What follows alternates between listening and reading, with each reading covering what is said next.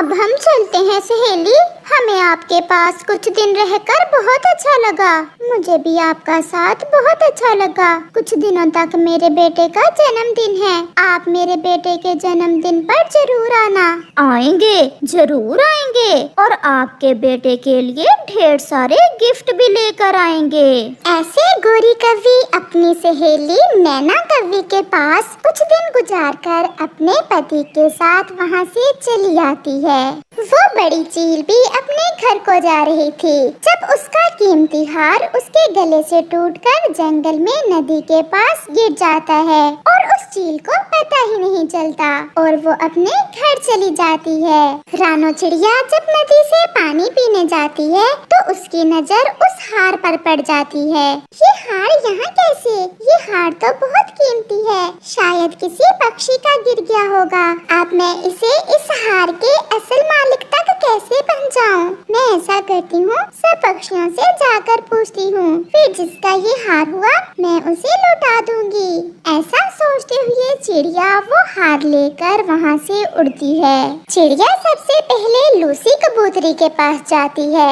Lucy बहन, मुझे ये हार नदी के पास से मिला है और ये हार है भी बहुत कीमती। कहीं ये हार आपका तो नहीं है? नहीं नहीं चिड़िया बहन, मैं तो आज नदी की तरफ गई ही नहीं, और वैसे भी ये हार मेरा नहीं है, ये किसी बड़े पक्षी का लग रहा है। कल तोते की बहन आई हुई थी, आप जाकर तोते से पूछ लें, कहीं उसकी बहन का ना हो ये हार। फिर चिड़िया वहाँ से तोते की तरफ चली जाती है। तोते भैया, आपकी बहन कल आई थी, क्या उसके पास कोई कीमती हार भी था?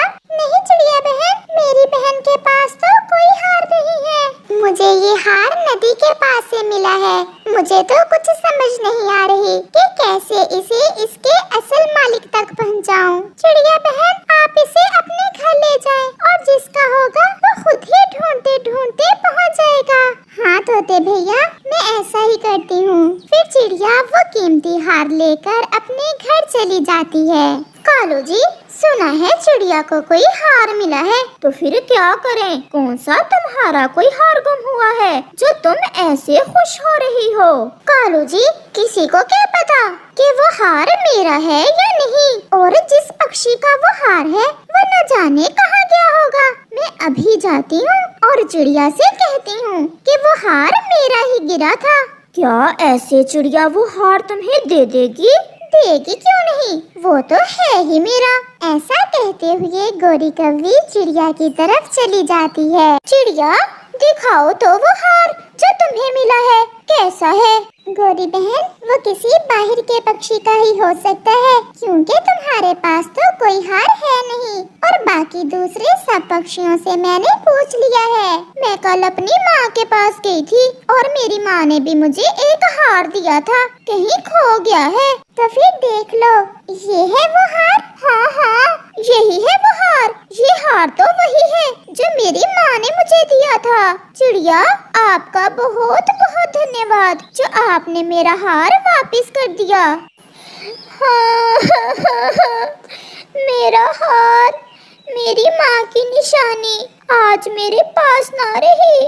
मैं रक्षा ना कर सकी अपनी माँ की निशानी की। मैं क्यों पहन कर गई वो हार? अगर मुझे पता होता मैं अपनी माँ की निशानी घर में ही रख जाती। वो चील अपना हार खो जाने पर ऐसे रो रही थी, और दूसरी तरफ गोरी कौवी मुफ्त में कीमती हार मिल जाने पर बहुत खुश थी। देखा कालू जी, मैंने कैसे इतना कीमती हार हथिया लिया। वो चिड़िया तो बहुत जल्दी ही मान गई जब मैंने कहा कि ये हार मेरी माँ ने मुझे दिया है। ऐसे ही कुछ दिन गुजर जाते हैं और गोरी कौवी की सहेली के बेटे का जन्मदिन भी आ जाता है। गोरी वो हार पहन लेती है। चल भी कालू चले, आज मेरी सहेली के बेटे का जन्मदिन है। जब मेरी सहेली मेरा ये कीमती हार देखेगी तो बहुत हैरान होगी। मेरा तो ऐसे कह रही हो जैसे सच में तुम्हारी माँ ने ही दिया हो। जहाँ से भी आया हो, परंतु अब तो ये हार मेरा ही है। और फिर ऐसे गोरी कौवी और कालू कौवा नैना कौवी के बेटे के जन्मदिन पर चले जाते हैं। बुलबुल दी, मेरी पुरानी सहेली बग्गी चील को बता आई थी ना? हाँ हाँ बहन, मैं सबको बता आई थी, आपकी सहेली गोरी कव्वी को भी और बग्गी चील को भी, और गोरी वाले जंगल में चिड़िया और कबूतर को भी बता आई थी। इस बार मेरे बेटे के जन्मदिन पर सब पक्षी इकट्ठे होंगे और मुझे बहुत अच्छा लगेगा। गोरी कव्वी भी अपने पति जी के साथ पहुंच जाती है। गोरी, तुम तो आज बहुत सुंदर लग रही हो। ये हार तुम्हारे बहुत सुंदर लग रहा है। मेरी माँ ने लेकर दिया है सहेली मुझे ये हार। चिड़िया और कबूतर भी आ जाते हैं।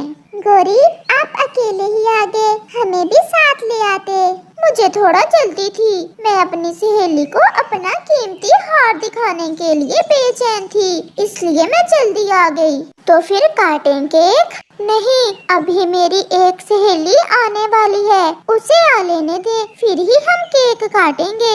और फिर बग्गी चील भी वहाँ आ जाती है। चील जैसे ही वहाँ आती है, उसकी नजर सीधी गोरी के गले में पहने हुए अपने हार पर जाती है।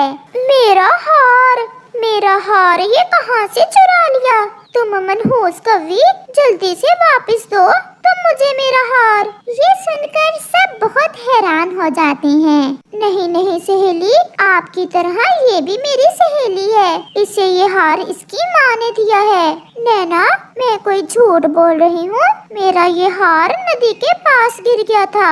मैंने बहुत ढूंढा परंतु मैं ना ढूंढ सकी। ये मेरी माँ की निशानी है, जल्दी वापस कर कव्वी, मुझे ज्यादा गुस्सा ना दिला।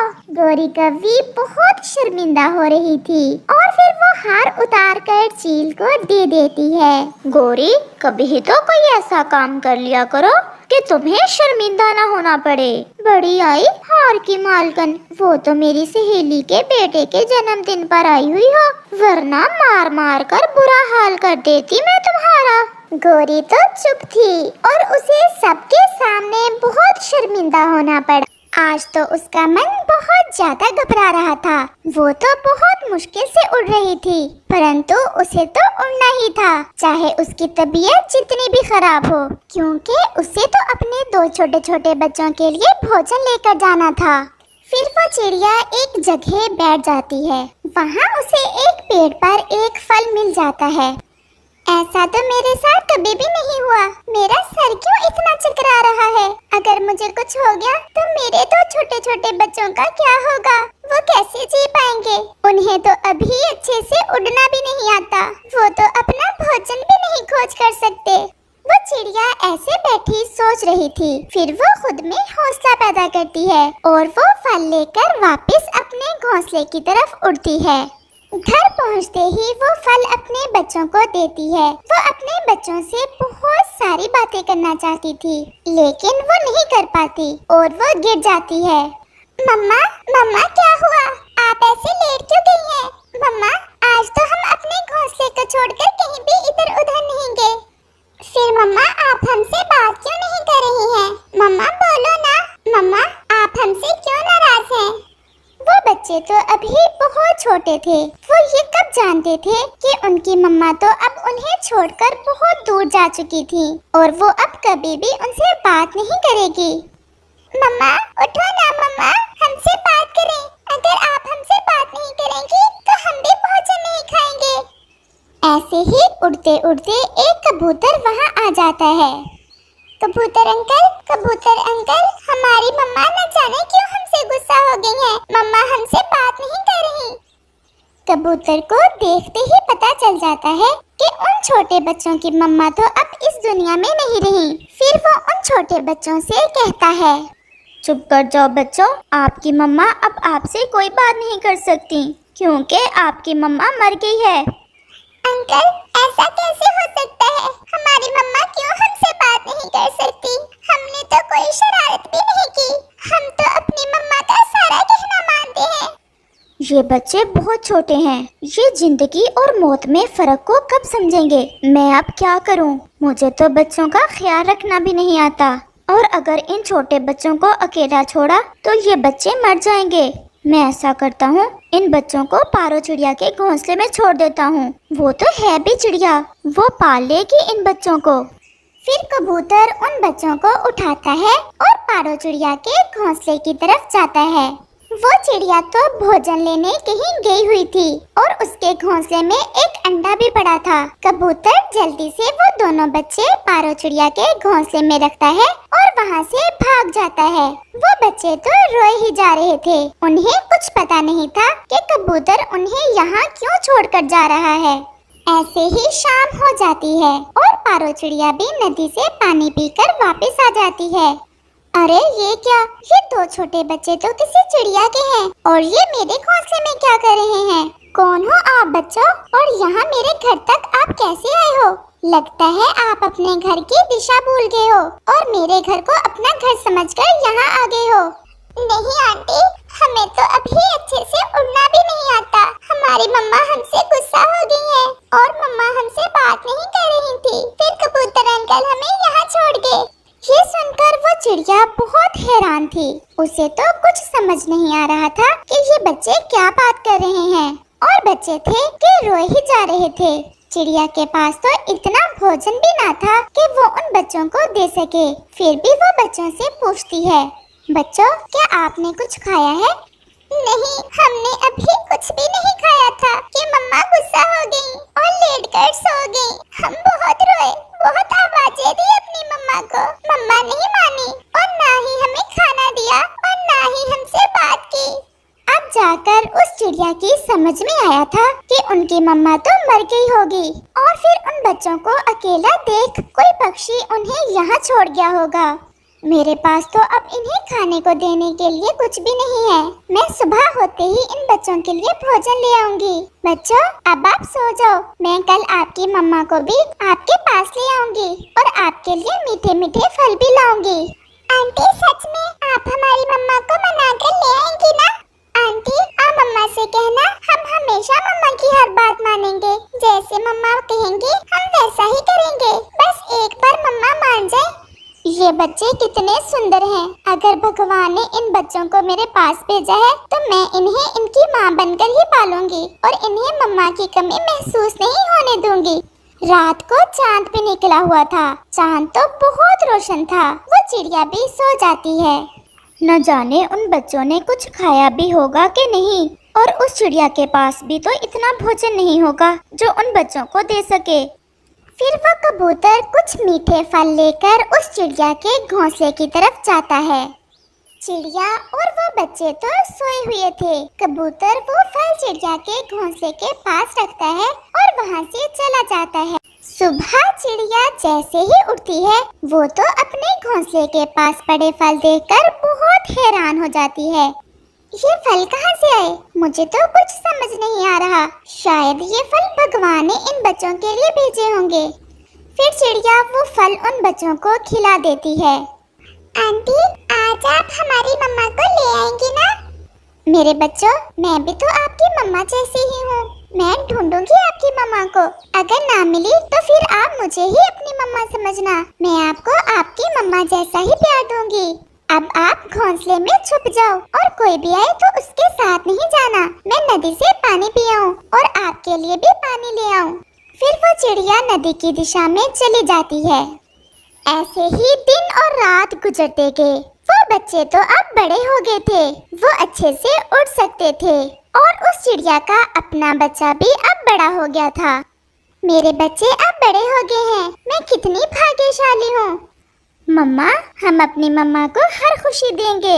मम्मा हमें तो आज भी वो दिन याद है जब हमारी मम्मा मर गई थी और आपने हमें घोंसला दिया, खाना दिया। अगर आप ना होती तो हम तो कब के मर गए होते। वो ऐसे बातें कर रहे थे कि चिड़िया का अपना चांद बेटा भी वहाँ आ जाता है। वो तो उन बच्चों से जरा भी प्यार न करता था और हमेशा उनसे लड़ाई करता रहता। मम्मा अब ये बड़े हो गए हैं और आप इनसे कहें कि अब ये यहाँ से चले जाएं। ये घर मेरा है और मैं अब इन्हें अपने घर में नहीं रख सकता। चांद बेटा मैंने तो कभी आपको ऐसी नफरतें नहीं सिखाई। फिर आप हर समय ऐसे क्यों लड़ते रहते हो? ये कोई और नहीं है, ये आपके बहन भाई हैं और ये हमेशा हमारे साथ ही रहेंगे।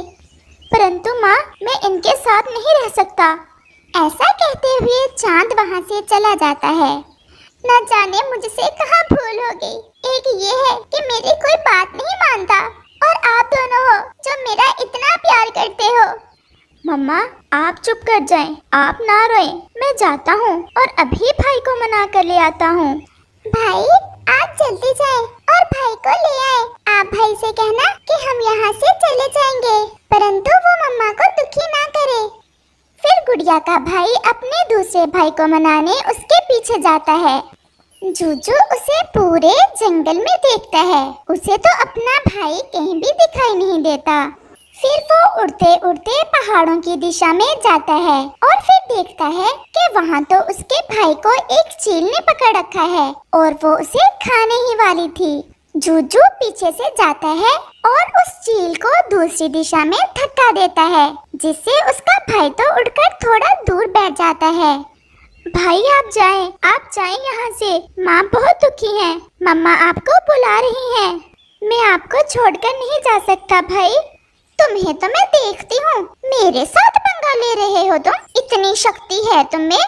फिर वो चील जुजू पर हमला कर देती है, दोनों में लड़ाई होती है। भाई आप चले जाओ, भाई आप चले जाओ।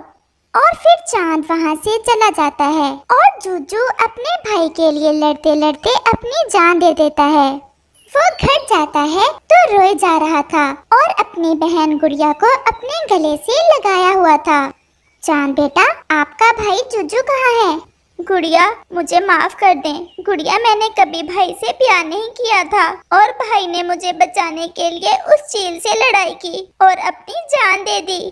ये सुनकर गुड़िया भी रोने लग जाती है और फिर चांद को ये एहसास होता है कि प्यार में रिश्ते का खून का होना जरूरी नहीं है, बल्कि रिश्ते तो एहसास के होते हैं। परंतु अब समय लौटकर नहीं आने वाला था।